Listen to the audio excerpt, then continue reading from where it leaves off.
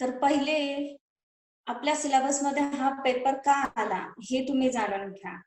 बघा, आपल्याला कुठलंही कार्य जर करायचं असेल तर आपल्याला त्याचं नियोजन करावं लागतं. म्हणजे पेपरच्या नावामध्येच हे दिसून येतं की मॅनेजमेंट म्हणजे व्यवस्थापन. तर आपल्याला कुठल्याही कामाचं नियोजन करावं लागतं. समजा आपल्याला घर बांधायचं आहे, तर घर बांधत असताना आपल्याला आधी प्लॅनिंग करावं लागतं.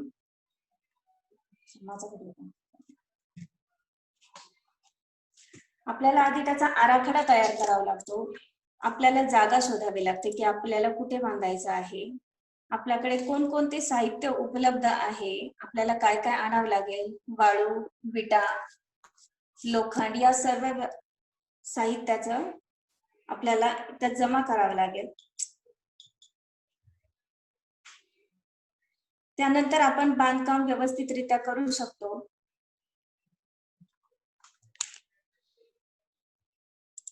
आणि आपलं चांगलं घर उभं राहू शकतं. म्हणजे चांगलं घर उभं राहिलं म्हणजे आपण जे व्यवस्थापन केलं आहे ते आपलं यशस्वी झालं असं म्हणावं लागेल. आता बघा, व्यवस्थापनाचा जर आपण सखोल विचार केला तर असं लक्षात येईल की यामध्ये अनेक बारीक सारीक गोष्टी आहेत की ज्यांचा आपल्याला विचार करावा लागतो. मग आता शाळा हा जो घटक आहे हा तर अत्यंत महत्वाचा आहे, जेथे समाजाची पुढची पिढी घडून येते आणि आपलं भविष्य जिथे घडणार असतं. आपण ज्या पिढीच्या हातात आपली पुढची पिढी देणार असतो, म्हणजे तेथील शिक्षकांना मॅनेजमेंट हे यायलाच पाहिजे. त्यामुळे हा पेपर जो आहे या सिलेबस मध्ये अंतर्भाव करण्यात आलेला आहे. तर आता व्यवस्थापनाची पार्श्वभूमी आपण पाहूया. प्राचीन काळापासूनच व्यवस्थापनाला खूप महत्त्व दिलेलं आहे आणि आपण आपल्यासमोर असे अनेक उदाहरणं आहेत की ज्यामध्ये मॅनेजमेंटचे उत्तम नमुने दिसून येतात. जसे की ग्रीक संस्कृती आहे, किंवा रोमन संस्कृती आहे, सिंधू संस्कृती आहे, इजिप्त संस्कृती आहे. याच्यामधून आपल्याला उत्तम व्यवस्थापनाचे नमुने पाहायला मिळतात. कौटिल्य हे जे प्राचीन काळातील आहेत, तर यांचा व्यवस्थापनाशी खूप जवळचा संबंध आहे आणि हे एक खूप महत्वपूर्ण व्यक्ती आहे. शिवाजी महाराजांचं जे अष्टप्रधान मंडळ होतं हा एक मॅनेजमेंटचाच भाग आहे. त्यांच्या या अष्टप्रधान मंडळामार्फत त्यांच्या स्वराज्याचा कारभार हा व्यवस्थित चालायचा. आता अलीकडेच या व्यवस्थापनाला खूप व्यापक स्वरूप प्राप्त होत आलेलं आहे. त्याचे स्वरूप बदलत आहे. काळानुसार बदल हा अपेक्षित आहे आणि तो व्हायलाच पाहिजे. ज्या क्षेत्राशी व्यवस्थापन हा शब्द जोडला जातो किंवा व्यवस्थापनाची मूलतत्वे जोडली जातात त्या विशिष्ट क्षेत्राचे व्यवस्थापन असे म्हणले जाते. जर व्यवस्थापन हा शब्द पर्यटन या शब्दाशी जोडला गेला तर पर्यटन व्यवस्थापन असे म्हणता येईल. व्यवस्थापन हा शब्द जर बँकेशी जोडला गेला तर बँक व्यवस्थापन असे म्हणता येईल. हॉटेल मॅनेजमेंट, उद्योगधंद्यांचे मॅनेजमेंट म्हणजे या सर्व ज्या गोष्टी आहेत ज्या क्षेत्राशी मॅनेजमेंट याची मूलतत्वे जोडले जातात त्याचा तो व्यवस्थापन क्षेत्र तयार होतो. आता शाळेशी व्यवस्थापन जोडला तर तो शालेय व्यवस्थापन तयार होतो. आता व्यवस्थापनाची संकल्पना आपण पाहूया. व्यवस्थापन ही अत्यंत व्यापक संकल्पना आहे आणि 1961 पासून व्यवस्थापनाचे ज्ञान हे अनेक शिक्षण संस्थांमार्फत सुरू झालेले आहे. व्यवस्थापनाचा पद्धतशीर अभ्यास जो आहे तो सर्वप्रथम लष्करामध्ये केला गेला, नंतर चर्चमध्ये व नंतर उद्योगधंदे व व्यापार. आपण जर पाहिलं तर व्यवस्थापन हा शब्द उद्योगधंद्यांमधूनच आलेला आहे. शिक्षण हे एक सेवा पण आहे आणि एक व्यवसाय पण आहे. त्यामुळे शिक्षणाशी हा शब्द जोडला गेला आणि शैक्षणिक व्यवस्थापन किंवा शालेय व्यवस्थापन ही संकल्पना उदयाला आली. उत्कृष्ट व्यवस्थापनावरच उत्कृष्ट निष्पत्ती अवलंबून असते. म्हणून शिक्षण क्षेत्रामधली जर उद्दिष्ट आपल्याला साध्य करायची असेल, ती प्रभावीरित्या साध्य करायची असेल तर आधुनिक व्यवस्थापन शास्त्राचा आपल्याला अभ्यास करणे हे अत्यंत गरजेचं आहे. ही एक छोट्या शब्दामध्ये म्हणजे याची संकल्पना सांगण्यात झाली, पण याच्या काही व्याख्या शास्त्रज्ञांनी तयार केलेल्या आहेत. मॅकफर्लन डाल्टन यांनी व्यवस्थापनाची अशी व्याख्या केलेली आहे की संघटित प्रयत्नाच्या मुळाशी असलेले मूलभूत एकात्मक व चलित रचना म्हणजेच व्यवस्थापन होय. Management is the fundamental integrating and operating mechanism underlying organized efforts. दुसरे जे शास्त्रज्ञ आहेत स्टॅनले फ्रान्स यांनी व्यवस्थापनाची अशी व्याख्या केली आहे, पूर्वनियोजित उद्दिष्टांच्या साध्यतेसाठी निर्णय घेण्याची तसेच मानवी कृतीवर नियंत्रण ठेवण्याची जी प्रक्रिया आहे तिला व्यवस्थापन म्हणतात.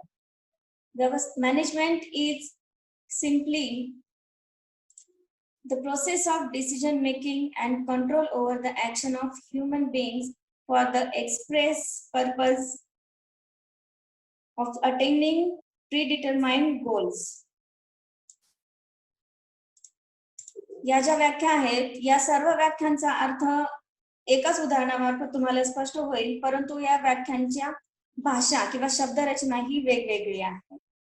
E.F. एल्ब्रेच यांनी काय सांगितलं आहे, एखादे काम करून घेण्याशी व्यवस्थापनाचा संबंध असतो. एखाद्या व्यवसायाचे नियोजन व त्यात चालणाऱ्या कृतींना मार्गदर्शन करणे याभोवती ते केंद्रीभूत झालेले असते. Management is concern with seeing that the job done, its tasks are centered on planning and guiding the operations that are going on in the integrity.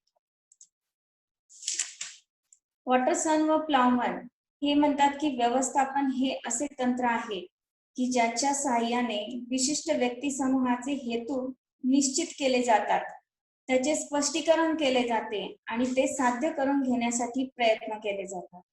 Management is defined as the technique by means of which the purpose and objectives of particular human groups are determined, clarified and effectuated. आता याचे स्पष्टीकरण पाहण्यासाठी बघा तुम्हाला एक उदाहरण सांगते की आपल्या घरामध्ये एक लग्न कार्य आहे किंवा आपल्या इथे समजा माझ्या बहिणीचं लग्न आहे, तर ते जर मला म्हणजे माझ्या समोर हे उद्दिष्ट आहे की माझ्या बहिणीचं लग्न, आता ते आपल्याला यशस्वीरित्या पार पाडायचं असेल तर आपल्याला काय काय गोष्टींचा विचार करावा लागतो. मुहूर्त शोधावा लागेल, लग्न कार्यस्थळ शोधावं लागेल, कार्यस्थळामध्ये किती लोक बसतील याचा विचार करावा लागेल, आपल्याला जेवणाची काय व्यवस्था करावी लागेल याचा विचार करावा लागेल, जेवणामध्ये कोणता मेनू असेल, येणारे जे वऱ्हाडी आहेत त्यांची व्यवस्था कशी लागेल याचा विचार करावा लागेल. म्हणजे या सर्वांचा विचार केल्यानंतर सर्व त्याप्रमाणे मी मॅनेजमेंट केल्याच्या नंतर आमचं लग्न व्यवस्थित होईल. अजून एक उदाहरण बघा की एनजीओ आहे, एक एनजीओ स्थापन केलेली आहे. माझा उद्देश काय आहे की मला पर्यावरणाचे संरक्षण करायचे आहे, त्यासाठी मी एक एनजीओ स्थापन केली आहे. म्हणजे व्यक्ती समूह आला इथे, एनजीओ साठी एक व्यक्ती समूह येतो आणि पर्यावरण संरक्षण किंवा संवर्धन करण्यासाठी मग मला काय काय करावं लागणार. माहितीची लोक एकत्र आलेली आहेत माझ्या संघटनेमध्ये, मला त्यांना काम वाटून द्यावं लागेल, त्यांना कुठे कुठे जाऊन काय काय करावं लागेल, पर्यावरण संरक्षण होण्यासाठी काय काय केलं पाहिजे, याच्यासाठी जनजागृती करण्यासाठी त्यांनी काय केलं पाहिजे आणि वेगवेगळे गट करून त्यांना वेगवेगळे काम देऊन त्यांनी ते काम यशस्वी पाडायचे आहे. तर मी मुख्याध्यापक आहे, तर मला मुख्याध्यापक म्हणून अनेक कार्य शाळेमध्ये जे होतात मला ते सर्व कार्य व्यवस्थित करण्यासाठी मला मॅनेजमेंट हे यायला पाहिजे आणि मॅनेजमेंटचा संबंध हा शाळेशी खूप जवळचा आहे. तर मग आता शालेय व्यवस्थापन म्हणजे काय हे आपण पाहूया. तर शालेय व्यवस्थापन म्हणजे काय, शालेय संघटनेत नियोजन व प्रशासन या संदर्भात विशिष्ट असलेली दैनंदिन कार्य करणारी यंत्रणा म्हणजे शालेय व्यवस्थापन. शालेय संघटनेत अंतर्भूत असलेल्या विविध बाबींचे नियमित कार्य करणारी यंत्रणा म्हणजे शालेय व्यवस्थापन. शालेय संघटनेमध्ये उपलब्ध साधन सामुग्री व मनुष्यबळ यांचा जास्तीत जास्त व परिणामकारक उपयोग करून अध्ययन अध्यापन विषयक अनुरूप कार्यक्रमांद्वारा मानवी गुणांचा विकास करणारी प्रक्रिया म्हणजे शालेय व्यवस्थापन. म्हणजे यात पहा आपण पाहिलं आहे की या तिन्ही व्याख्यांमधून हेच दिसून येतं की मुख्याध्यापक जो आहे याला शाळेचा वेळ, शाळेमध्ये शाळेची इमारत, शाळेमध्ये कोणकोणती साहित्य आहे, शासनाचा विचार करून, विद्यार्थ्यांचा विचार करून, शिक्षकांचा विचार करून, वेळेचा विचार करून, उपलब्ध साधन सामग्रीचा विचार करून जे व्यवस्थापन करावं लागतं ते म्हणजे आहे की शालेय व्यवस्थापन. आता शालेय व्यवस्थापनाची संकल्पना जर समजली असेल, तर यावरून आपण शालेय व्यवस्थापनाची गरज, उद्दिष्टे, महत्त्व या गोष्टी आपण स्वतःहून सांगू शकतो. तर आपण जर वर्गामध्ये असलो असतो समोरासमोर, तर शालेय व्यवस्थापनाची गरज हे मुद्दे मी तुमच्याकडूनच काढून घेतले असते. परंतु आता आपण इंटरॅक्शन करू शकत नाही. तरी पण एक शालेय व्यवस्थापनाची काय गरज आहे, हे मी सांगते तुम्हाला काही मुद्द्यांच्या मार्फत. गरज काय आहे तर उत्तम विद्यार्थी तयार करण्यासाठी. आपण शालेय व्यवस्थापन का करतोय? उत्तम विद्यार्थी तयार करण्यासाठी. उत्तम विद्यार्थी म्हणजे काय? त्याचा सर्वांगीण विकास झालेला असला पाहिजे. विद्यार्थी आपला समाज जीवनामध्ये यशस्वी झाला पाहिजे. त्याच्यामध्ये गावाभूत घटक, मूल्य, जीवन कौशल्य ही सर्व गोष्टी उतरल्या पाहिजे. तो एक आदर्श नागरिक तयार झाला पाहिजे. समजा मला त्यामध्ये पर्यावरण संरक्षण, स्त्री-पुरुष समानता ही घटक आहेत. ही मला त्यांच्यामध्ये रुजवायची असेल त्या विद्यार्थ्यामध्ये. तर मग मी त्यासाठी काय करायला पाहिजे? पर्यावरण संरक्षणासाठी मग मी माझ्या शाळेमध्ये वेगवेगळी झाडे लावण्यासंदर्भात उपक्रम घ्यायला पाहिजे. स्त्री-पुरुष समानता असेल, तर मी मुलांना आणि मुलींना एकत्र असे उपक्रम देईल, की ज्यामधून ते एकत्र येऊन काम करतील. त्यामुळे त्यांच्यामध्ये उच्च-नीचतेची भावना राहणार नाही. स्त्री-पुरुष असो किंवा आर्थिकदृष्ट्या कुठल्याही किंवा जातीच्या जे काही भेदभाव असतील, ते त्यांच्यामध्ये राहणार नाही. समजा मूल्य आहे, की निर्णय क्षमता, चिकित्सक विचार या गोष्टी मला त्यांच्यामध्ये जर रुजवायच्या असतील, तर मला काय करावे लागेल, की त्यांच्यासमोर एखादी समस्या निर्माण करावी लागेल. नीटनेटकेपणा, वक्तशीरपणा या गोष्टी मला त्यांच्यामध्ये रुजवायच्या असतील, तर ते कशातून होईल?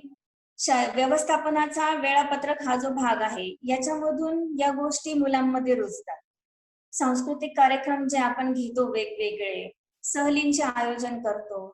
मग ते आयोजन करण्यासाठी कार्यक्रमांचे म्हणा किंवा सहलींचे म्हणा, यांच्या नियोजनासाठी आपल्याला जे काही गोष्टी व्यवस्थित मॅनेज कराव्या लागतात, ते करण्यासाठी आपल्याला शैक्षणिक व्यवस्थापनाचा अभ्यास करणं गरजेचं आहे.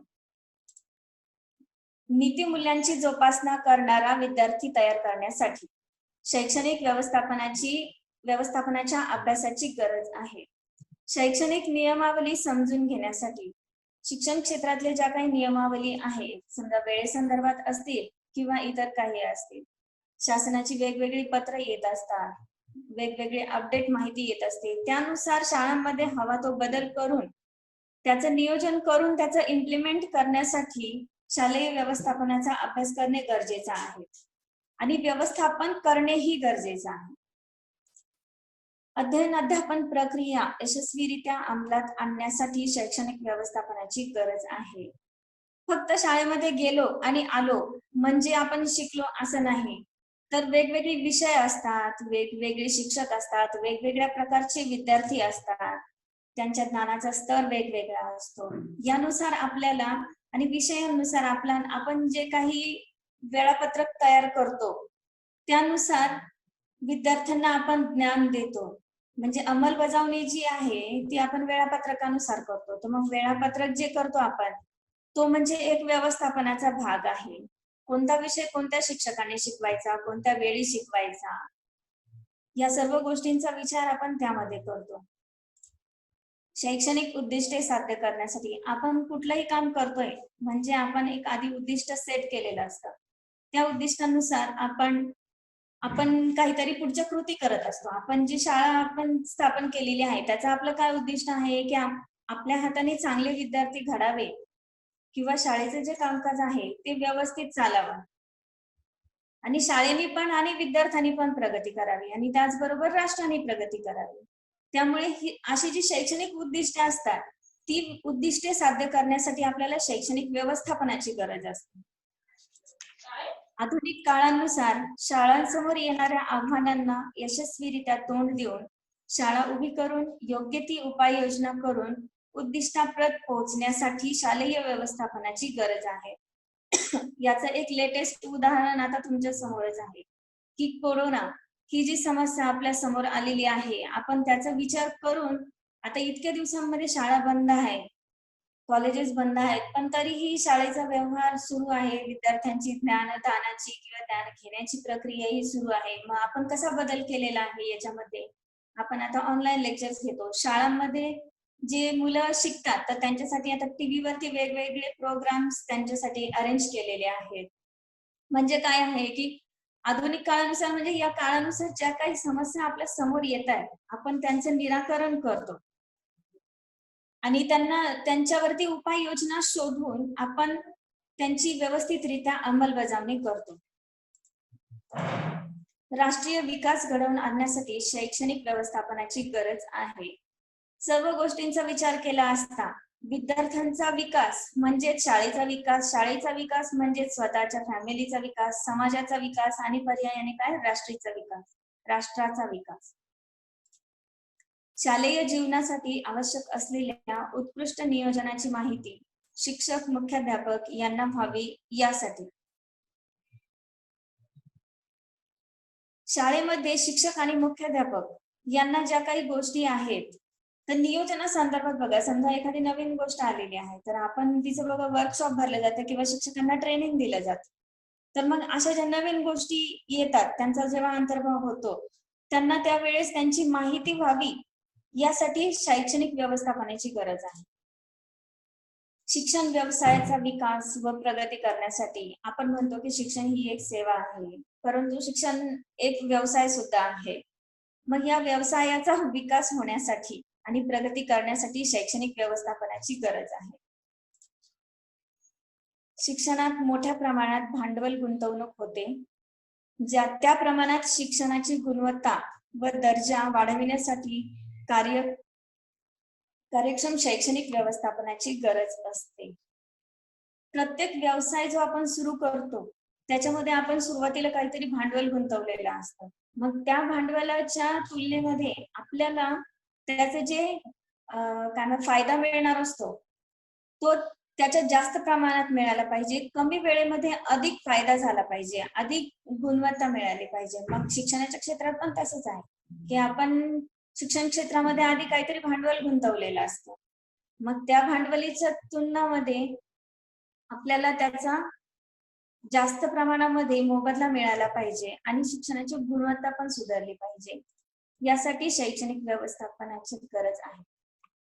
उपलब्ध मानवी व अमानवी घटकांची सांगड घालण्यासाठी आता माझी शाळा आहे, म्हणजे माझी शाळा नाहीये पण माझी एक शाळा उदाहरणार्थ, तर त्यामध्ये मी काय विचार करणार की माझ्याकडे स्टाफ किती आहे, त्या स्टाफसाठी आणि विद्यार्थ्यांसाठी कर्मचारी जे कोणते आहेत सर्व ते कर्मचारी आणि विद्यार्थी यांच्यासाठी अध्ययन प्रक्रिया होण्यासाठी जी कोणती आवश्यक शैक्षणिक साहित्य आहेत किंवा भौतिक सोयी सुविधा आहेत म्हणजे अमानवी घटक झाले हे, तर या घटकांची सांगड घालण्यासाठी गरज आहे.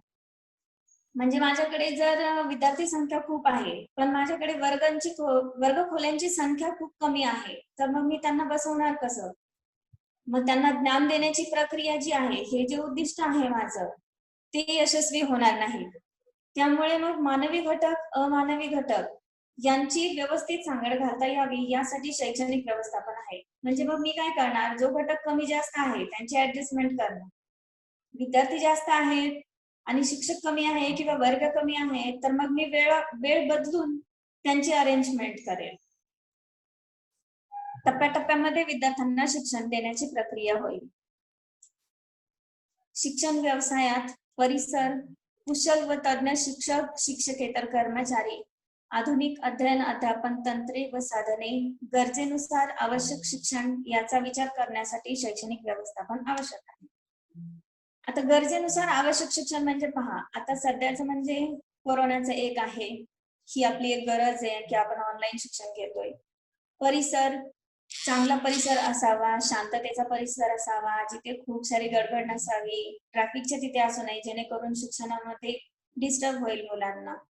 कुशल व तज्ञ शिक्षक, शिक्षकेतर कर्मचारी हे जर असतील तर विद्यार्थ्यांना ज्ञान चांगल्या प्रकारे मिळेल. आधुनिक अध्यापन तंत्रे व साधने म्हणजे शैक्षणिक साहित्य, मुलांना आवश्यक तेवढी साहित्य उपलब्ध झाले पाहिजे. प्रयोग करायचा आहे मुलांना पण साहित्य पुरेसे उपलब्ध नाहीये तर मग त्यावेळी मुलांना एखादा प्रयोग शिकणं हे जे उद्दिष्ट आहे त्यांचं ते यशस्वी होणार नाही. त्यामुळे या सर्व गोष्टींचा विचार करणे आणि नियोजन करणे हे यासाठी शैक्षणिक व्यवस्थापनाची गरज आहे. शिक्षणात होणारी गळती स्थगिती थांबविण्यासाठी आणि त्यांच्या गुणवत्तेत वाढ करण्यासाठी. शिक्षणामध्ये गळती म्हणजे काय? विद्यार्थ्यांचे प्रमाण कमी. म्हणजे शाळेमध्ये बघा की विद्यार्थी जातच नाहीत, ऍडमिशन घेतात पण पटावरती संख्या खूप कमी असते, पण विद्यार्थी वर्गामध्ये ऍक्च्युअल नसतात.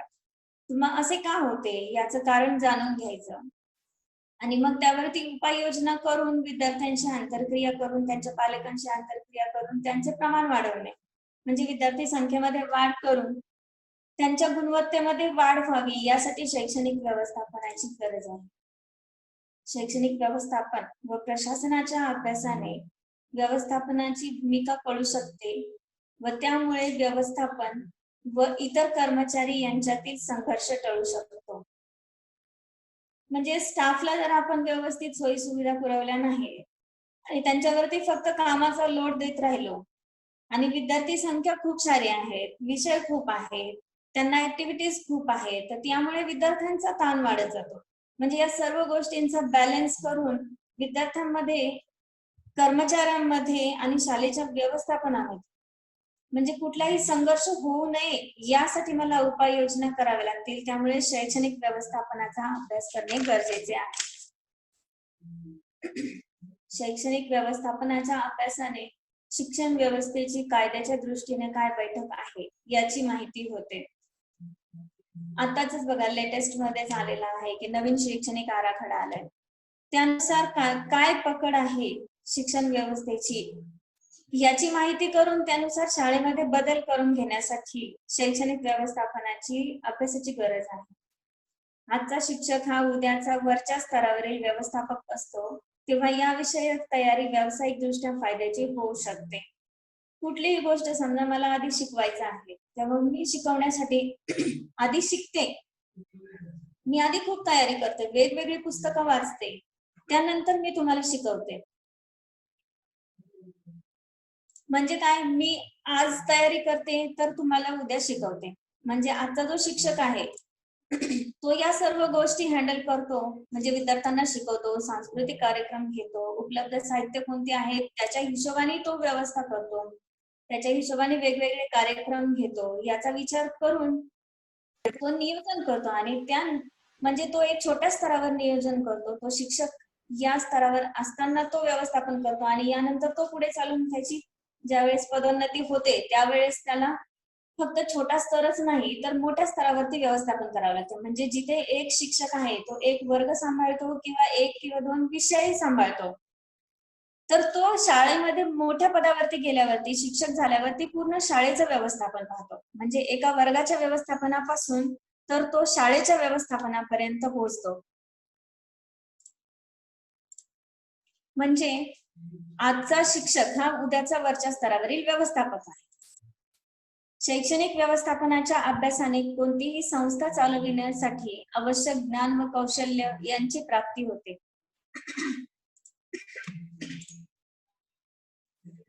यावरूनच आपण शैक्षणिक व्यवस्थापनाची ध्येये किंवा उद्दिष्टेही सांगू शकतो. बघा, पहिलं उद्दिष्ट काय आहे की शैक्षणिक उद्दिष्टांची पूर्ती करणे. म्हणजे आपण जी गरज पाहिली आहे, गरजेवरूनच आपण उद्दिष्ट सुद्धा ठरवू शकतो. म्हणजे तुम्ही एक मुद्दा जर अभ्यासला तर यावरून तुम्हाला अनेक मुद्द्यांचे पॉइंट्स काढता येऊ शकतात. शैक्षणिक उद्दिष्टांच्या विषयी आपण आधी चर्चा केलेली आहे की शैक्षणिक उद्दिष्ट प्राप्त करणे हे शैक्षणिक व्यवस्थापनाचे ध्येय आहे.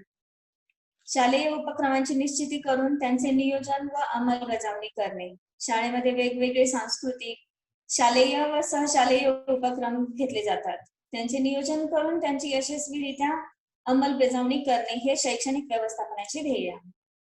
कार्यक्रमात व उपक्रमात सुसंगती राखणे. कार्यक्रमाचे नियोजन सुटसुटीत करणे. म्हणजे खूप सारे कार्यक्रमांचं ओव्हरलॅपिंग न होता इकडे लेक्चरचा तास आहे, इकडे खेळायचा आहे, इकडे आपल्याला कार्यक्रम घ्यायचा आहे, अशा अनेक गोष्टी, एकीकडे मीटिंग आहे, या सर्व गोष्टींचा ओव्हरलॅपिंग होऊ नये यासाठी व्यवस्थापन करणे हे शैक्षणिक व्यवस्थापनाचे ध्येय आहे. प्रयोग, प्रकल्प व संशोधनावरती भर देणे. संशोधनावर भर देणे म्हणजे बघा, आपण एक उदाहरण पाहिलं की शैक्षणिक गळती जी होते, म्हणजे विद्यार्थ्यांच्या गळतीचे प्रमाण, आपण त्यावरती काय केलं की एक विचार केला की मुलं का गळतात, म्हणजे विद्यार्थी संख्या का कमी होते. मग आपण त्यांची कारणं जाणून घेतली, त्यावर उपाययोजना शोधली आणि मुलांची उपस्थिती वाढविली. म्हणजे काय केलं आपण, थोडक्यात एक संशोधनच केलेलं आहे. शाळेतील दैनंदिन समस्या कुशलतेने सोडविणे. आपण रोजचे जरी आपण काम करत असो, जे दैनंदिन व्यवहारामध्ये असो किंवा दैनंदिन शाळेमध्ये असो, अनेक समस्या आपल्याला वेगवेगळ्या वेळी वेगवेगळ्या स्वरूपामध्ये येत असतात. या सर्वांच्या समस्यांचं निराकरण कुशलतेने करण्यासाठी शैक्षणिक व्यवस्थापनाची गरज आहे आणि हे एक शैक्षणिक व्यवस्थापनाची महत्वाची ध्येय आहे. यानंतरचा जो मुद्दा आहे की शैक्षणिक व्यवस्थापनाची कार्ये किंवा टप्पा. आता हा जो मुद्दा आहे हा खूप मोठा आहे, तर मग हा आपण पुढच्या तासिकेमध्ये पाहणार आहोत. आपण सध्या तरी काय शिकलेलो आहे की शैक्षणिक व्यवस्थापनाची संकल्पना, त्याचा काय इतिहास होता, त्याची वैशिष्ट्ये आणि गरज, या मुद्द्यांचा आपण आज अभ्यास केलेला आहे. तर आता तुम्ही काय करायचे की आपण गरज आणि उद्दिष्टे हे जे मुद्दे अभ्यासले आहेत, यावरून तुम्ही शैक्षणिक वैशिष्ट्ये ही शैक्षणिक व्यवस्थापनाची वैशिष्ट्ये ही तुम्हाला आता स्वतःला मनाने तयार करायची आहे. तुम्ही काय करा की आता हे जे मुद्दे आपण आज अभ्यासलो आहेत, तुम्ही फक्त हेडिंग टाका आणि त्यानुसार तुमच्या मनाने प्रस्तावना तयार करा, संकल्पना स्पष्ट करा, गरज व महत्व लिहा, उद्दिष्टे लिहा आणि वैशिष्ट्ये. वैशिष्ट्य हा जो पॉइंट आहे हा तुमच्यासाठी नवीन आहे.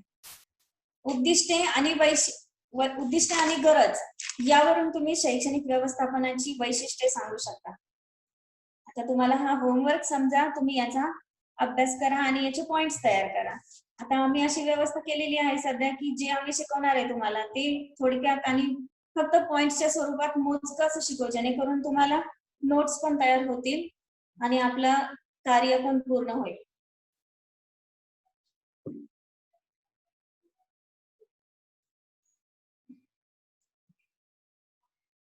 आता तुम्हाला काही अडचण असेल तर तुम्ही विचारा.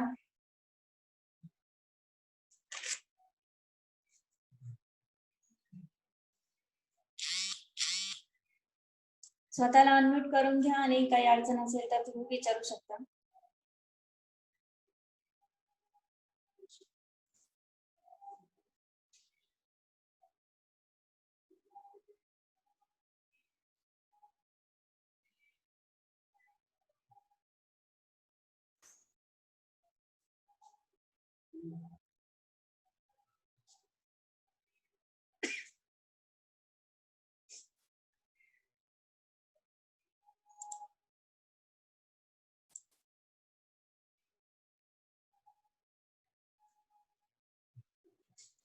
कोणाला काही समस्या असेल तर तुम्ही विचारू शकता.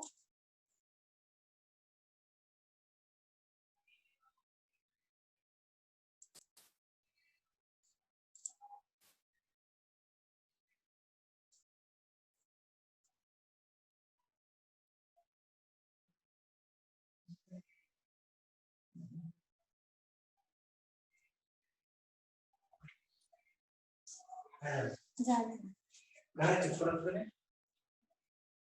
ते त्यांना काही विचारायचं असेल तर विचारा.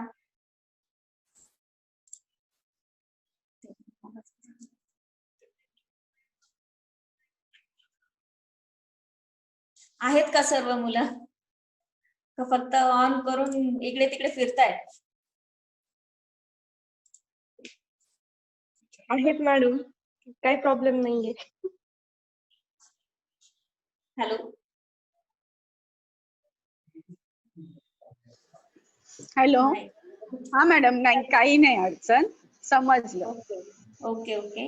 तसा आपला पेपर खूप सोपा आहे आणि तुम्ही ऑलरेडी टीचिंग मध्ये असल्यामुळे त्या तुम्हाला गोष्टी काही नवीन नाहीयेत. हो ते तर आहेच. हो हो हो ओके चालेल. मग आपण नेक्स्ट लेक्चर मध्ये आपण आता व्यवस्थापनाची फंक्शन्स पाहूयात, म्हणजे कार्य पाहू.